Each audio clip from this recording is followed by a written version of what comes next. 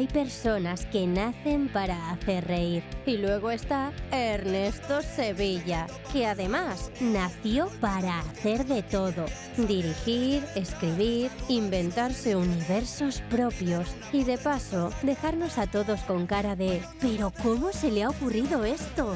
Y sí, todo empezó en Albacete, su tierra, donde ya apuntaba maneras. Su historia arranca a principios de los 90, cuando grababa cortos con más ilusión que medios. Y con esa mezcla tan suya de humor absurdo y mirada brillante. Su primer corto fue Mr. Plómez, seguido de Cómo humillar al prójimo. Estos primeros trabajos solamente fueron su comienzo. Poco después apareció La Hora Chanante y España dejó de ser la misma. Desde entonces lo hemos visto dirigir series, cortometrajes, películas, videoclips y firmar algunos de los momentos más icónicos de nuestro humor reciente.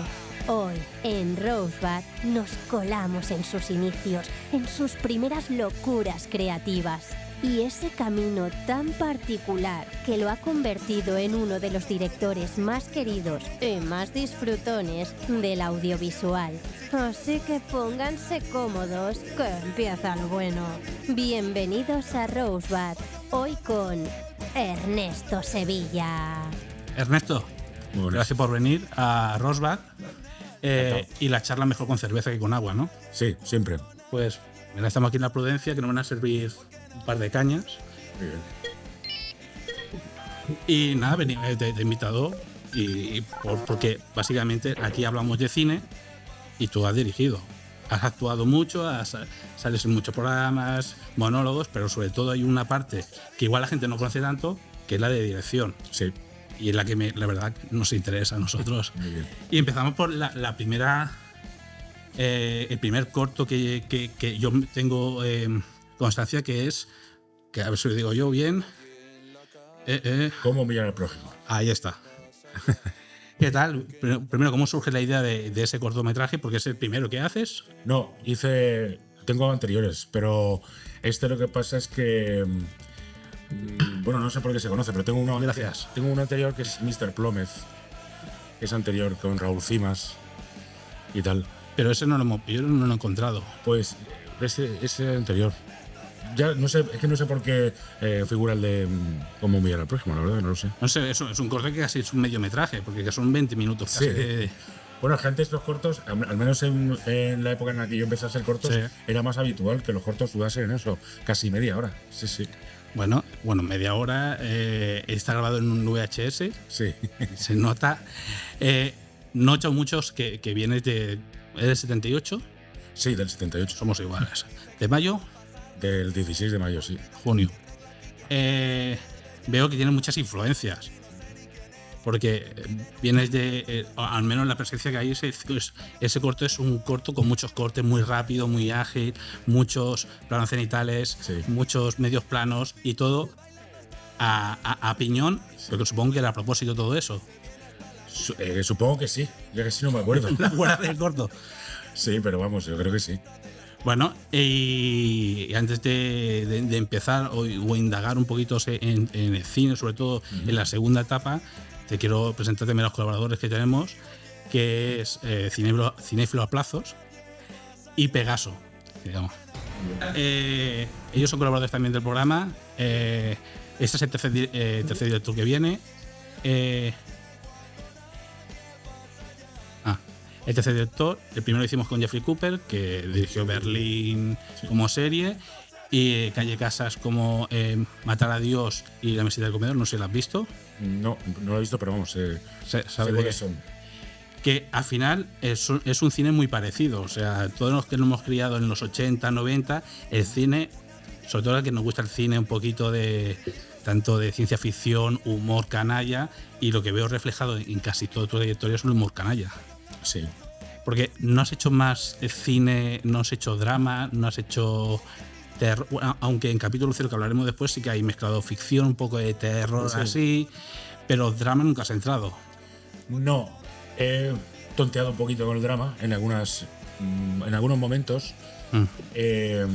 sobre todo en capítulo 0, pero no he hecho un drama como tal. Nunca.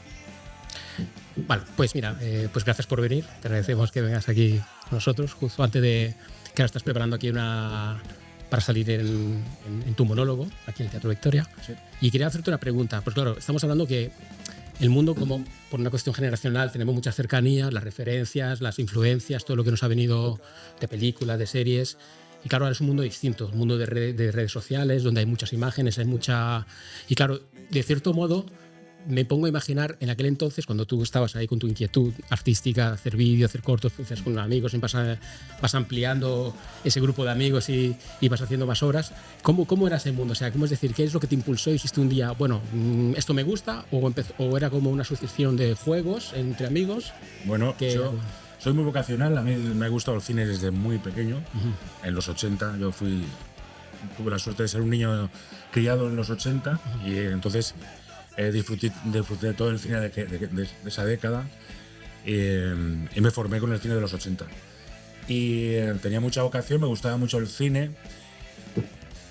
Y bueno, recuerdo que yo quería dedicarme a eso, me llamaba mucho la atención, pero hasta los 90, hasta el principio de los 90, que empecé a ver películas que se hacían en mi país, en España, que ahí empezamos a ver directores como Alex de la Iglesia, Juan Manuel Ulloa, Julio Medem, Amenábar, todos esos directores que surgieron en los 90, pues hicieron que yo quisiese tener... Ahí ya sí que lo tuve claro, dije, me tengo que dedicar a esto, porque además fue el momento en el que Alex de la Iglesia empezó a hacer Acción Mutante, El Día de la Bestia, y nos descubrió a todos que otros géneros eran posibles. Tiene que haber en el cine español. Y que se podían hacer aquí en España y tal. Yo ahí lo tuve clarísimo. Luego en mi instituto, en mi clase, había un chico que se llamaba Jorge Arenillas, que luego se dedicó también a este mundo, Sí. que hacía cortos en vídeo y muy, muy aparentes, y los montaba y tal. Entonces me junté con él y cuando empecé a hacer cortos en el instituto. Ya empezó la aventura. Me imagino, en aquel entonces con el Betamax, no sé qué máquinas usaríais ahí, claro. No había montaje no lineal, o sea, sería una cosa muy, muy artesanal casi eso. Yo los primeros cortos los montaba con una mesa de mezclas, con 2 vídeos VHS, conectados a 2 vídeos VHS, sí. Y era un montaje como en falso directo. O sea, era un montaje que lo tenías que hacer, que si te equivocabas tenías que empezar otra vez desde el principio. Hostia. Bueno. Sí, fíjate. Qué bueno. Yo, bueno, quiero empezar dándote las gracias primero por estar aquí y bueno, también quiero hacer una referencia a una amiga muy íntima de Madrid que cuando se enteró de que íbamos a estar contigo, palabras textuales me dijo, este chaval me encanta, su humor es manchego de estar por casa y genial, ¿vale? O sea que, y bueno, y a disfrutar de ti y ya está. Y bueno, pues nada, yo lo único que veo, que sobre todo en los cortos que he visto, es un poco como una falta de fe en la naturaleza humana, ¿no? O sea, como que dudas de ella, ¿no? Bueno, sí, claro, bueno, el humor... Te tienes que reír de todo, de la condición humana y de todo, sí, sí.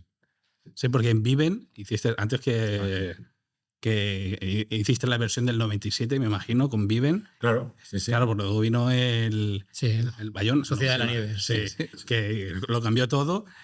Eso es reírte totalmente de... Sí, totalmente. Sí, y aparte se grabó con un móvil. Con un móvil. Eso fue para un festival, para No Todo Film Fest, que había que grabar un corto con un móvil. Y sí, se grabó con un móvil, sí. Vi que el catering estaba Bertín Osborne. Sí. Pero bien, ¿no? Entonces... pero lo que sí veo es que siempre estás... a la hora de hacer cine, tu equipo es el que tienes siempre. O sea, son tus amigos en los que han seguido... Porque he visto, sobre todo en Capítulo Cero y en otras series ahora, que hablaremos más adelante, pero hay directores que se van... cambiando, luego tú eres actor, él es el director, pero antes también había estado como guionistas o como creadores también. Sí. O sea, entonces, ¿eres muy fiel a tu equipo? Totalmente, sí, sí. En el cine es muy importante eso. O sea, trabajar con tu gente, con la gente que te ha ido bien, pues en una cosa como el cine es muy importante. Porque luego en el rodaje se agradece mucho que haya confianza y te ayuda a trabajar más rápido, de una forma más práctica. Entonces es muy importante. Por eso la gente siempre repite con los mismos, porque tienes ya mucha batalla ganada, quiero decir, Sí. ya tienes mucho trabajo hecho. Porque a la hora de dirigir, que eres más tipo Kubrick o un poquito más, no sé, es muy fan de Kubrick, pero era un déspota Todos de somos tres fan de pares Kubrick, narices. todos. Era un Todos poco, somos fan de Kubrick. un poco nazi en ese sentido. Tú también, pero no lo sabes, también eres fan. Yo un poco también. Pero dejas mucho dejas al actor que vaya creando el mismo a veces. Bueno, yo como siempre hago comedia, haciendo Sí. comedia, luego también como actor me he dado cuenta de que es muy útil que te dejen encontrar la comedia en el texto. O sea, que te ayuden a ser gracioso. Hay muchas veces que tú como guionista escribes un chiste y el actor al que se lo das no lo entiende como tú o no lo sabe hacer gracioso. Entonces tienes que dejarle a él que encuentre la comedia. Entonces en la comedia es mejor explicarles un poco lo que quieres, a dónde hay que llegar y dejarles que lleguen ellos. ¿No? Es una cosa que haciendo comedia es importante. Entonces yo sí que dejo a la gente pues crear y interpretar, porque de ahí viene la palabra, intérprete. Si no, me parece que son marionetas más que intérpretes. Si tú les dices cómo tienen que decir cada frase... Para ser buen director hay que ser también un buen actor, ¿o no hace falta? No hace falta, pero... ¿Se entiende mejor siendo actor? Vamos, yo he aprendido a dirigir sobre todo actuando. Se aprende muchísimo actuando. Cualquier actor que tú cojas siempre será un buen director de actores. Un actor porque sabe sobre todo más que lo que tienes que decir a un actor, lo que no tienes que decirle. Y eso se aprende mucho actuando y trabajando con otros directores que quizás no te saben dirigir. Quitando la limitación de presupuesto, posiblemente un actor no receptivo es el mayor enemigo de un creador, posiblemente. Es como la barrera más cuando no tienes esta sinergia. Claro, yo por eso siempre procuro trabajar con amigos, con gente que ya he trabajado, porque para evitarme esa situación. Yo nunca me he encontrado con un actor no receptivo. Nunca he dado lugar a esa situación. Vale. Pues supongo que tiene que ser jodidísimo, una situación muy, muy difícil. Sí. Entonces, procuro... Claro, yo cuando yo dirijo algo o me enfrento a algún proyecto, me aseguro mucho de que toda esa gente con la que voy a trabajar, pues la conozca antes y sé que se puede trabajar con ellos. Nunca he llegado a un set por sorpresa y me he encontrado un actor no receptivo porque no he dado lugar a esa situación. Vale. O sea, tienes que haber una cierta química actor-director y actores entre ellos también, para que fluya y se nota mucho a la hora de dirigir. Total, mucho.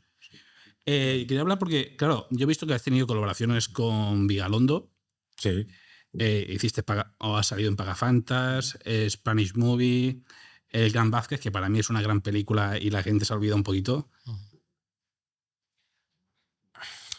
Ay, perdón, me están diciendo ahí.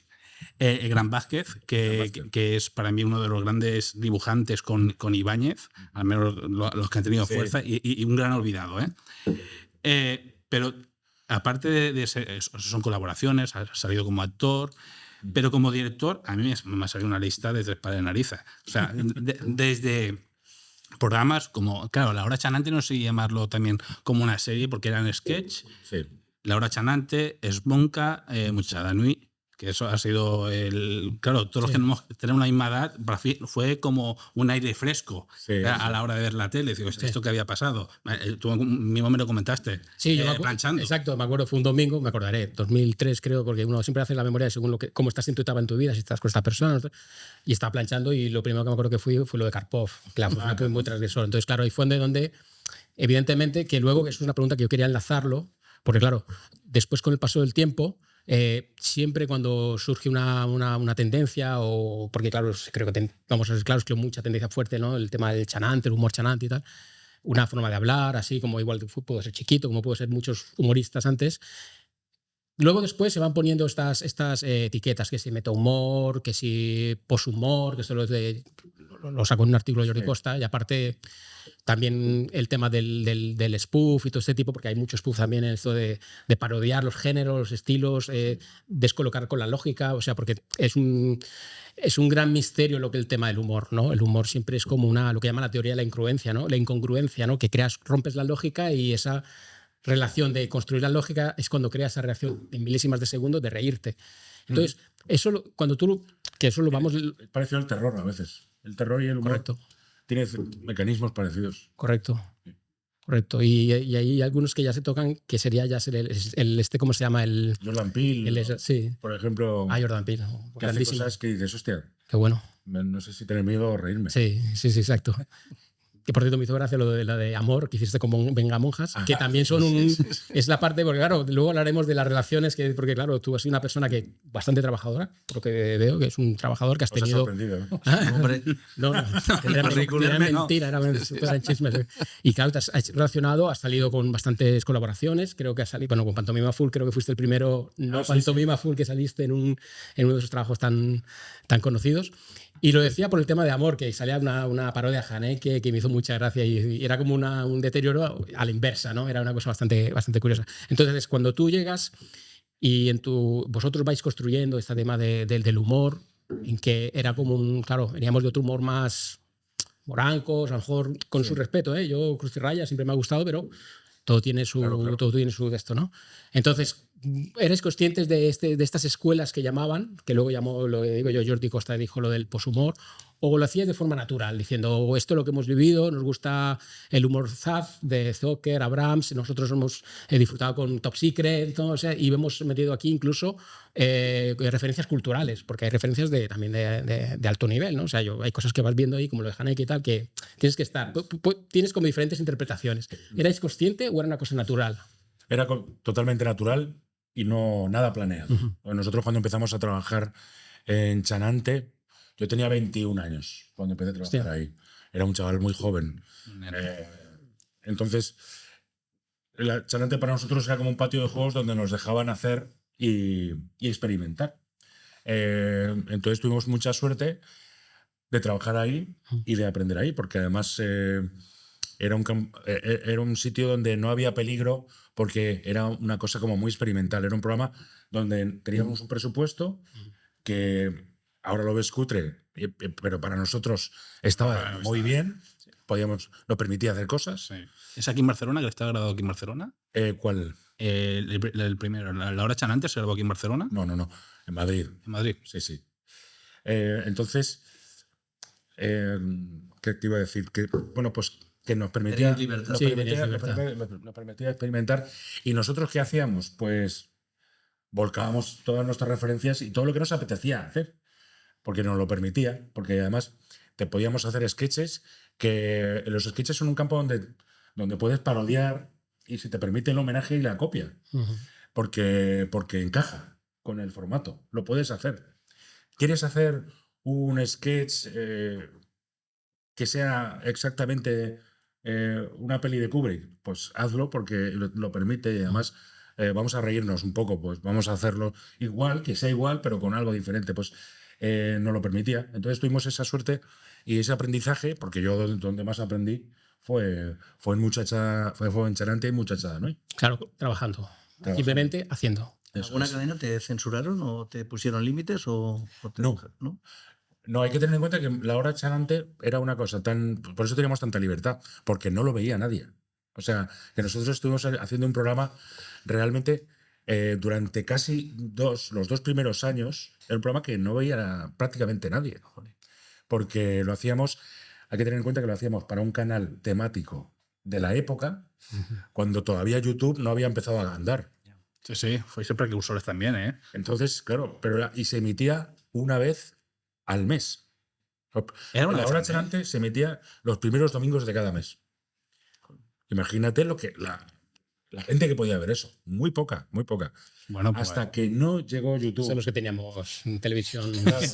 Bueno, yo tenía una novia que me enseñó. Hay niveles. Me digo, mira, ¿esto? Pero hasta la gente que tenía todo era difícil de encontrar. Sí. Bueno, a ver, si coincido un primer domingo de cada mes con ese programa raro que hacen estos. Hasta que no empezó YouTube y alguien empezó a colgar, porque nosotros no lo colgamos, alguien empezó a colgar todo lo que hacíamos en YouTube, nosotros hacíamos el programa para nadie.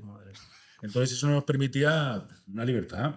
Muy bien. Imagínate, podíamos hacer lo que nos daba la gana. Bueno, por lo Sí, menos total. estabais financiados. Claro. Y luego tuvimos suerte porque, claro, Paramount Comedy en aquella época necesitaba crear contenido, imagen de marca, y necesitaba contenido, necesitaba cosas para poner. Entonces, pues nosotros pues, las hacíamos, pero teníamos esa libertad. Los monólogos fue vuestra puerta trasera para entrar en el tema de Paramount Comedy. O sea, empezasteis como monologuistas y después se desarrolló el programa, ¿puede ser? Sí, nosotros entramos, yo de hecho entré como guionista en el canal. Y lo primero el programa que ya se producía en aquella época se llamaba Nuevos Cómicos, que era un programa de monólogos, de monologuistas desconocidos. Ese fue tu tránsito, por así decirlo. Sí. O sea, pasar de un género a otro. Sí, yo empecé escribiendo, ayudando a otros cómicos. Ah, vale. Sí, Era más O sea, tú guionista eras al principio. sí me contrataron, mi primer contrato es de guionista. Ostras. Bien. O sea, que eso era en Paramount, ¿no? Paramount era guionista del canal, Paramount Sí. Comedy. Y ahí hacía pues de todo lo que había que hacer. Sobre todo pues, monólogos. Luego lo que pasa es que surgió la oportunidad de hacer La Hora Chanante. Y ya me puse a trabajar ahí. ¿Dirigías La Hora Chanante también? ¿O era codirigías con...? El director era Joaquín Sí. y yo hacía los sketches. Yo empecé a realizar sketches ahí. Sí. Luego cambiaron las tornas por lo que se ve, ¿no? Tú has dirigido más que... Sí, ¿Qué, luego Joaquín? con el tiempo sí. Porque a Joaquín no le interesaba mucho lo que era el trabajo de realización. Es un trabajo arduo y... Y a mí sí me interesaba del grupo, de todo el grupo que éramos. Sí. Ahí hacíamos todo de todo. Era un programa muy de guerrilla. Lo mismo ese día te tocaba escribir, actuar o realizar o tal. Pero ¿qué pasa? Que todos nuestros compañeros solo querían actuar. Nadie quería realizar. Nadie quería, Y menos recoger cables. y O sea, menos recoger cables. era como una comuna, eso, Sí, una comuna total, hippie total. humorística. ¿A poco te ponías a hacer bocadillos? Guau, Entonces, fantástico. nadie se interesaba por el trabajo de la cámara. Y a mí me gustaba mucho.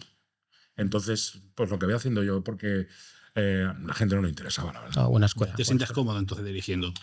Yo es como más cómodo me siento. Yo fui a Madrid para ser director. Lo que pasa es que me hice humorista y eso me despistó bastante. Bueno, Hay que tener en cuenta que con 21 años pues empiezas a actuar en bares, en salas y tal, igual. Te empieza a ir bien, pues eso, te dedicas a eso. Vamos. Hombre. La vida te lleva por ahí. no es tan mal porque, como he dicho, de cortos, al menos tengo unos cuantos, pero J. Kramer me parece brutal. Sí. O sea, la forma de salir corriendo es una de las mejores formas. Es un GIF también en WhatsApp y tal, que te lo envían constantemente. El amor, que es con los Vengamonjas, ¿no? Sí. Que te he escuchado hablar catalán. O sea, ese catalán manchego. Muy bien. No era inteligencia artificial, no era, era, No, era él. no. Era él. Luego hiciste con Ron Barceló, Sí, bueno, es una publi. es una publi, pero bueno, Sí. lo diriges tú. O sea, te Sí. permiten, te dan las herramientas para hacer algo que normalmente una publicidad no suele ser eso. Y bueno, también he visto que habéis hecho videoclips como Carolina Durante. Sí. Que eso, o sea, yo iba mirando y claro, y pasé sin querer del 99 al 2019, digo, ¿esto qué ha pasado aquí? O sea, el cambio de VHS a gastarse la millonada en un videoclip de época. Muy bonito. Sí. Y todo esto, todo ese aprendizaje te da pie a grabar Capítulo Cero. O sea, todo esto es una enseñanza, pero ¿tú crees que tu mayor trabajo, aparte de como director de cine, como Cámara Café, es tu primera película de cine? Sí. Pero antes tienes Capítulo Cero, ¿no? Sí, capítulo 0 es anterior. ¿Crees que es un aprendizaje para antes de entrar en la película? ¿O Sí, hombre, Capítulo Cero. Capítulo Cero es un proyecto que muy importante. De todos, creo que es el más importante de todos los que he hecho. Porque para mí fue un salto muy, muy grande. Empecé a trabajar con un equipo más cinematográfico. me alié por primera vez con mi director de fotografía habitual, con el que trabajo siempre, Sí. que se llama Enrique Silguero. Y para mí es un salto de calidad muy grande. Porque ahí empecé a hacer como más cine, más que... Pues sí, porque hemos visto que en capítulo 0 cada capítulo es una historia muy diferente. Sí. Yo veo referencias con la máquina del tiempo, la de tu mano, ¿cómo era la película esta del viaje en el tiempo? Tiempo en tus manos. Tiempo en tus manos, veo referencias, Regreso al futuro, sobre todo. Veo referencias de los 90 y 80 Sí, que quedan ahí. no paran. Terror. Sí, el capítulo 0 fue ideado como un proyecto. Dijimos, vamos a hacer una serie que nos apetezca hacer, cada capítulo que nos apetezca hacer mucho, ¿no? Entonces, por eso pensamos el hecho de que fuese un capítulo piloto de una serie que jamás existió. Eso fue como un poco la idea del capítulo 0. Que cada capítulo fuese un capítulo 0 de algo que nunca ha existido. Entonces eso nos permitía hacer porque cada capítulo pues sea de cualquier género incluso. 11 y 13, ¿no? Sí. O sea que eso es un trabajo. Porque claro, es que la gente no sabe, pero cada capítulo implica, o sea, un guión, planificarlo. Sí, son como pequeñas pelis. Son pequeñas pelis. ¿Y durante cuánto tiempo has tardado en rodar todo el capítulo 0? ¿Qué tiempo...? ¿Cuánto tiempo? Pues fueron 2 temporadas. Sí. Y es que no sé cómo... Porque además la primera tiene 5 y la segunda 8, creo.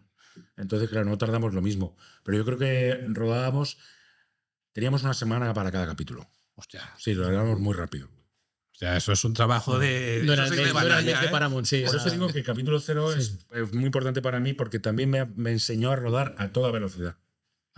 Ruedo a toda velocidad, que eso es muy importante porque yo también soy montador. También tú eres el montador también. El haber trabajado en Chanante, volviendo a Chanante... ¿Haces todo el proceso? También pude aprender a montar. Entonces yo, que es algo muy importante para planificar, y algo que muchos directores no hacen, que es tener la secuencia editada en tu cabeza, antes de rodarla. Entonces, antes así no ruedas nada que no necesites. Y eso es algo que en el capítulo 0 aprendí porque yo quería rodar muchos planos y tenía muy poco tiempo. Claro. Entonces, la única manera de hacerlo era tener clarísimo qué planos necesitabas. Entonces, como yo luego también edito, pues el tener la secuencia montada en tu cabeza hace que te ruedes muy rápido. O sea, pues justamente te estabas contando esto y estaba pensando en Cámara Café, ¿no? Porque es un tipo es un largometraje que tiene muchos cortes distintos, es muy dinámico, una edición muy dinámica. Entonces, claro, ahí tienes que tenerlo todo muy claro, o sea, plantear lo que dices, me ha faltado un plano, me ha faltado hacer este plano, que no. Tienes todo... Lo tienes que tener clarísimo. Claro. Si quieres rodar muchos planos, si no tienes tiempo, la única manera es esa. Si no, pues no vas a poder. Fue un reto muy grande el cambiar de... O sea, una serie que había sido tan prestigiosa y tan carismática, ¿fue un reto para ti importante el rodarla? Pues sí, fue... Sí, porque además fue como muy accidentado el inicio de ese rodaje, porque Cámara Café tenía unas posibilidades muy grandes en cuanto a proyectos. Cámara Café, la película, ¿cómo podía ser? Pues podía ser desde... Porque la Cámara Café ni siquiera una serie, era una tira. Exacto.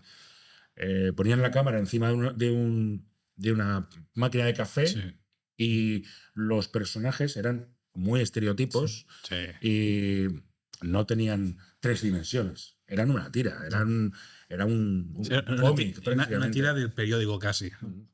Entonces, a la hora de elegir qué película hacer, pues ya podías desde dejar la cámara durante hora y media encima de la máquina y hacer un episodio largo, que eso habría sido... Pues no, lo que haces, hay momentos en que recuperas ese encuadre y pones al tin la música esa típica de la serie, es como para Cable a Tierra volver a recordarnos, pero sí. Pero fue muy accidentado porque había como muchos guiones y los mismos productores no se decidían por qué tipo de película hacer. Entonces, hasta que encontramos el tipo de película, pues eso fue accidentado y tal, sí. Pero... Y luego los personajes también te ceñiste mucho al original, porque algunos eran los mismos, pero otros ya eran nuevas incorporaciones. Sí, lo que nosotros hicimos es como no pudimos tener a todos, tuvimos a casi todos, pero no pudimos tener a todos completamente. Entonces, pues decidimos que hubiese nuevas incorporaciones para que Javier Bonet no era el que hacía. Bonet, Sería como el personaje que hacía de. No me acuerdo. El contable sería como. Sí. Y luego, claro, no está Muy bueno ese personaje. el que era el jefe de Cámara Café, que en este caso no sé si estaba enfermo o no estaba enfermo. Estaba enfermo, sí. No pudo porque estaba enfermo. Pero vamos, ese hombre fue incluso a los ensayos y fue ¿sí? a la prueba de vestuario y en una de las pruebas de vestuario se tuvo que marchar al hospital, que luego se recuperó. Este no sé qué hizo también la película esta de. Con Buñuel, no, con la de. Pues, hombre, sale en Crimen Perfecto, sale. Sí, pero yo hablo blanco y negro, la de El Garrote Vil. ¿Cuál es el verdugo? Sí, el verdugo. ¿No sale él? Ahora si sale, no es protagonista. Era muy jovencito. No es protagonista. No lo recuerdo, pero era una cosa que me ha venido ahora a la memoria. Como, claro, es un actor que tiene años. Sí. Ha hecho mucho teatro y ha hecho mucho cine. Sí, mucho. Y se notaba, sobre todo he visto en entrevistas, que tanto los actores que estaban ahí estaban alucinando con el hombre que se ponía en papel, hacía una mirada y tiraba. Totalmente, sí. Bueno, has pasado de capítulo 0 a Cámara Café y ahora estás dirigido también 2 años y un día.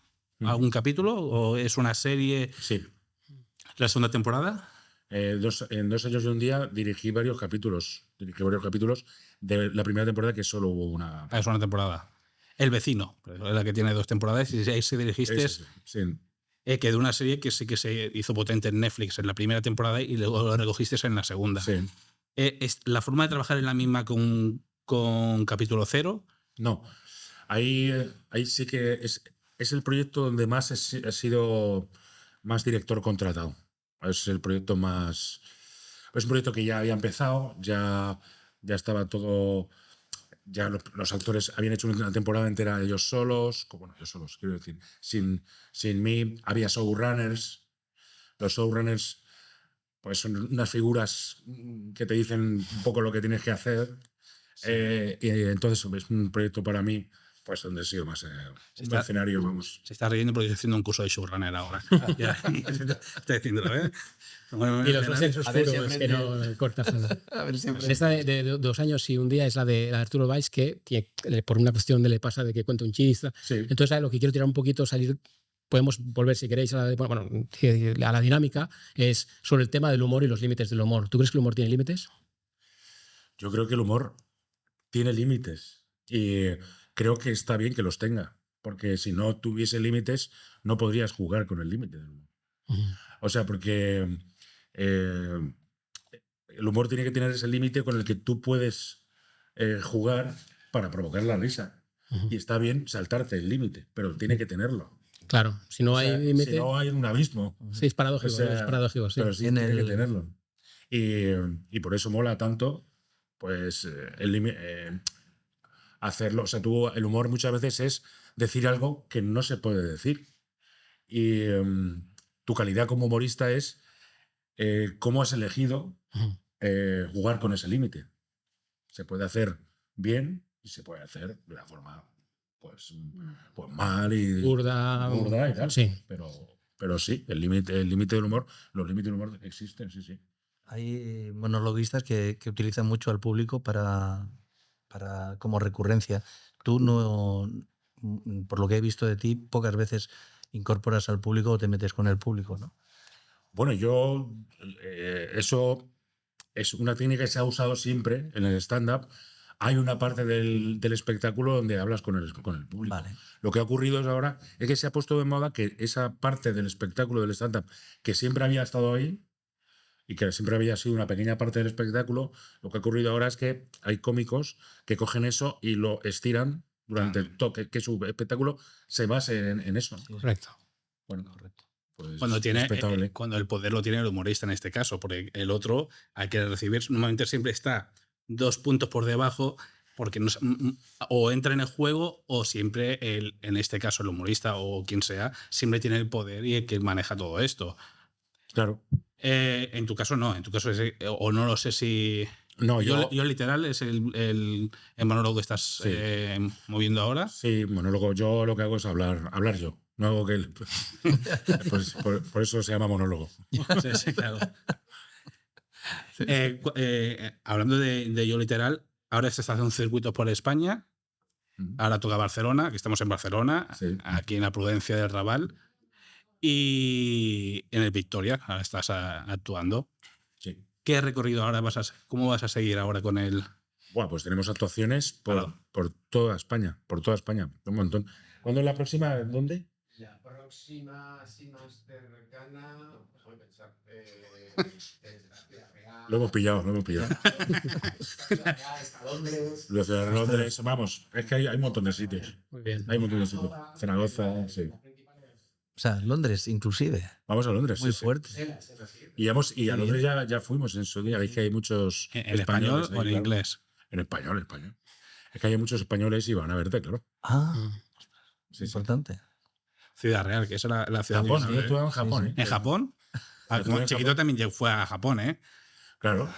Es que en Japón, ¿sabes lo que pasa? Que siempre se dice, has triunfado en Japón. Aquí, cuando un artista venía, decía, has triunfado en Japón. Y luego vas a Japón y descubres que ahí triunfa cualquier persona que vaya a hacer algo. Vale. Sí. Porque hay tanta gente que tú vas allí a Tienes tu nicho. a zurrir una mierda con un látigo Tienes tu nicho. y vas a tener tu público. Pero porque eso le hay crea mucha caché. gente. Sí. Vas a triunfar siempre. Eso le crea caché. O sea que. Claro. ostras. Triunfó en Japón. Sí. En Japón, que hay muchísima gente. Y están. Pues muy curiosa la actuación de Japón. Fue muy curiosa porque además estaba Víctor también. Fue para Instituto Cervantes Ah, y fue muy surrealista porque era para japoneses que estaban aprendiendo español en Japón. Entonces la actuación era para ellos. Tú llevabas tu monólogo en español, claro. pero lo teníamos que enviar con anterioridad para que ellos lo tradujesen. Ah, Vale. Entonces, mientras nosotros lo hacíamos en español, por detrás nos iban subtitulando. vale. Pues imagínate, la gente que se... ¿Cuánto se reía? Claro, la el gente? concepto de Nada. humor es diferente en cada nación. Claro, No, es no, que, o sea, los no tiene nada que el ver. humor de los japoneses el humor de los japoneses es muy diferente al nuestro. Muy diferente. Ellos es una especie como más... Es un humor más puro, más blanco. Más lo que nosotros... Bueno, Hayao, lo que nosotros veíamos aquí, que era humor amarillo, que era, Sí, claro. Sí. que era del director coño, el director japonés tan... Sí, el Takeshi Kitano. Takeshi Kitano. Te lo he inventado, ¿eh? Sí, me has pillado. Pues el humor es eso. Sí. Para ellos. Es eso. Sí, sí. Es que es verdad, la risa es universal, pero el humor es muy cultural. Totalmente. Entonces, claro, y aparte es eso, cómo juegas con qué expresiones. Claro. Entonces, Pues es tiene que pasar por el diferente. filtro. Japón, el humor, ahí no existe la sátira política. No, No se puede hacer. no. Es que no hacen humor con eso. Claro. O sea, para los japoneses el humor es Sí. trompazos, Ya. caerse, Slapstick. tal. Luego tienen ahí un poco de rollo con las colegialas. Sí, sí, sí. Hay un... Es una cosa rarísima. Sí, sí. Pero sin pasarse mucho tampoco. O sea, No, que no, bueno. de sexo bueno, poquito. Sí, sí, sí. A ellos les gusta como mirar. Sí. O sea, Bueno, son peculiares. Tienen una pedrada muy buena ahí. Yo solo escuché en un monólogo, no sé quién era, pero escuchaba que había máquinas expendedoras de bragas usadas. Sí, y lo utilizaba y digo, no, esto no puede ser. Sí, sí, Pues sí. no. Sí, sí, es verdad. Hay. O sea, que es japonés, o sea, no igual. Y claro, y cuando no se ríen, ¿qué haces? Bueno, ahí lo que hice fue sufrir hasta que se terminó. O sea, no, Eso se reía. Sí. O sea, porque fue una Se acuerda, actuación- se acuerda. Claro, imagínate. Había muy pocas risas, había un español y se reían, pero el ambiente era horrible. Pero o sea, son todos japoneses que no entendían ni lo que estaba escrito. Ya, ya. Entonces, Tienen así todos así como. claro. Es curioso porque luego teníamos una charla y la charla también se petó. Por eso te digo que lo de triunfar en Japón. O sea, la charla, fuimos a una charla sobre humor y se qué petó fuerte. también. Y nada, pues fue a pasarlo mal durante un rato, Ya, ya. de 20 minutos. Luego, menos mal que hicimos otra actuación para españoles en Japón, que esa fue espectacular, que la hicimos en un bar japonés, que los bares en Japón pueden estar perfectamente en una planta 20 de un edificio, Correcto. que allí van a lo, Vertical. crecen a lo alto, ¿sabes? Entonces en un bar, en la planta 20 creo, llena de españoles que estaban deseando escuchar chistes españoles. Sí, claro. sí, sí. Estaban cansados ya de. Claro, y aparte, como el perfil del que está en Japón, pues es un perfil joven, con una franja de edad que conecta mucho con tu repertorio, con tu humor. Entonces, claro, eso debe ser una comunión perfecta. Muy bien. Bueno, pues ¿Salud? seguro que no quieres cerveza. No, ¿eh? y eso que me estoy. Ah, te estás Tienes que tocar el balance blanco luego ahora, porque estoy ahora rojo. Rafaela y Bueno, su estamos loco mundo. todos. Sí, ¿Serie? es una serie, sí. Bueno, serie. Eso Es se una serie estrena ahora, ¿no? bastante particular. ¿Sí? Sí. ¿Se estrena ahora? Se estrena ahora, sí. No sé la fecha, a principios de año se estrenará, sí. ¿Es creación tuya? No, es creación de Aníbal Gómez. Es una serie que se ha escrito entera él solo. Aníbal Gómez es uno de los integrantes de Ojete Calor, Sí, tanto. Bueno, colaborador somos súper muy fan. habitual nuestro, amigo nuestro de toda la vida. Y él escribió, en su día, escribió un libro que se llama Sí. Las aventuras de Rafaela, y luego pues escribió esta serie. Entonces, claro, estaban buscando un director y la verdad es que Claro, yo creo que no podía ser otro porque era una cosa bastante loca y había que entenderla. Más parecido el rodaje, me imagino, a Capítulo Cero que al vecino, en este Sí. caso. Sí, porque ahí sí que el equipo era el mío de siempre, mi director de fotografía, mi steady, mi todo. Pero sí. los tuyos, Lo vamos. mío, sí. Actualmente está pasando por festivales, ¿no? Todavía no está. Sí, la están presentando en festivales, sí, sí. Y nada, está yendo muy bien. Es muy loca. Es una serie. pinta muy bien. Hay que tener en cuenta que ya el planteamiento son. O sea, el protagonista es Rafaela, que la hace Ingrid García Johnson, que hace de adolescente, y sus amigas adolescentes son Joaquín Reyes, Aníbal Gómez y Carlos Areces. O sea, que son señores de 50 años haciendo de adolescentes, Ya. de niñas adolescentes. Ah, muy Muy, bien. muy japonés todo, muy japonés todo. Entonces, yo creo que el planteamiento ya, pues Invita. dice, bueno, esto o lo compras o no. Bueno, pero Carlos Areces, que yo era muy fan del Jueves cuando dibujaban el Jueves. Muy bueno. Tengo un par de libros, no, un Muy buen libro. dibujante, sí. Da para esto. O sea, Aníbal y que soy de Ojete Calor dan pie a jugar con todo esto y no te ponen ningún tipo de. Venga, hasta aquí. Para hasta aquí o sigue o tira. No, aquí no ha habido ningún tipo de cortapisas ni nada. Hemos hecho chistes muy, muy animales aquí. ¿Sí? Sí, sí, sí, sí. La gente bebiendo orina, Sí. canibalismo. Está muy bien. Ah, Esa escena creo que Yo he visto imágenes y veo que es una estética muy pulida. Te notas diferente como director, que te definirías como que has cambiado, estás como evolucionando, porque veo una puesta, o sea, me parecía una narración muy, muy fantástica, muy hilarante. Y Bueno, era lo está que pedía curioso verlo. la serie. Era una serie muy loca. Tenía que parecer casi que fuesen dibujos animados. Entonces, por eso cuidamos mucho, para empezar, el arte. Hay una intervención muy. Tenía que parecer todo un plató. Entonces, aunque lo hicimos en una localización real, nos fuimos a rodar un chalet de verdad, pero había mucha intervención de arte.